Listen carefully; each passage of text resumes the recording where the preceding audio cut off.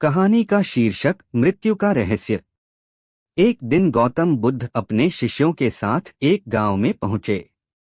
गांव में उनकी ख्याति दूर दूर तक फैली थी, इसलिए लोग उन्हें सुनने के लिए बड़ी संख्या में इकट्ठा हो गए। लेकिन तभी एक महिला, जिसका चेहरा दुख और दर्द से भरा था, बुद्ध के पास आई। उसकी आंखों में आंसू थे और वह कांप रही थी।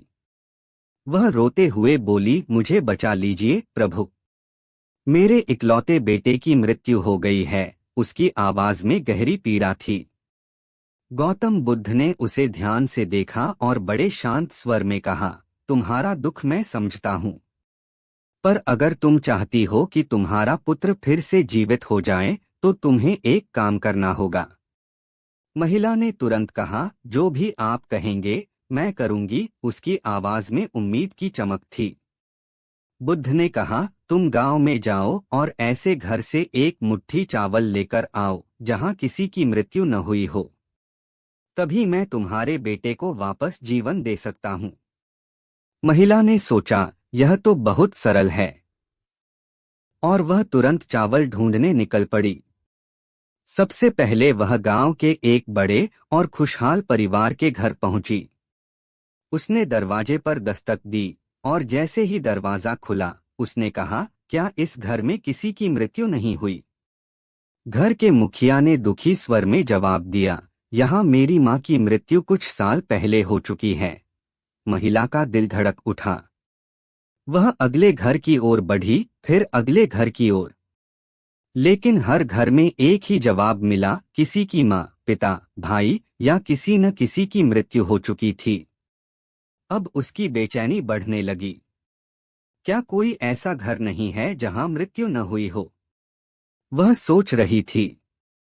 हर बार वह नए घरों पर जाती, लेकिन हर जगह एक ही कहानी थी, कोई न कोई अपने प्रियजन को खो चुका था। रात हो चुकी थी और वह थक कर बैठ गई। उसे अब एहसास हो रहा था कि मृत्यु तो हर किसी के जीवन का हिस्सा है। उसने गहरे सोच में डूबते हुए अपनी आंखें बंद कर लीं। अगले दिन वह गौतम बुद्ध के पास वापस आई। उसकी आंखों में अब पहले जैसा दर्द नहीं था, बल्कि एक अजीब सी शांति थी। बुद्ध ने उसे देखकर कहा, क्या तुम्हें चावल मिल गए? महिला ने धीमी आवाज में उत्तर दिया, मुझे चावल नहीं मिले, पर मुझे आपकी बात का अर्थ समझ में आ गया। मृत्यु जीवन का एक अटूट सत्य है, जिसे कोई टाल नहीं सकता। उसकी आवाज में अब दर्द नहीं, बल्कि समझ की गहराई थी। बुद्ध ने मुस्कुराते हुए कहा, सही कहा। जीवन और मृत्यु दोनों ही सत्य हैं, और दोनों से हमें समान रूप से सीखना चाहिए। मोरल: जीवन की क्षणभंगुरता को समझना ही सच्चा ज्ञान है। मृत्यु जीवन का हिस्सा है, और इसे स्वीकारना ही शांति प्राप्त करने का मार्ग है।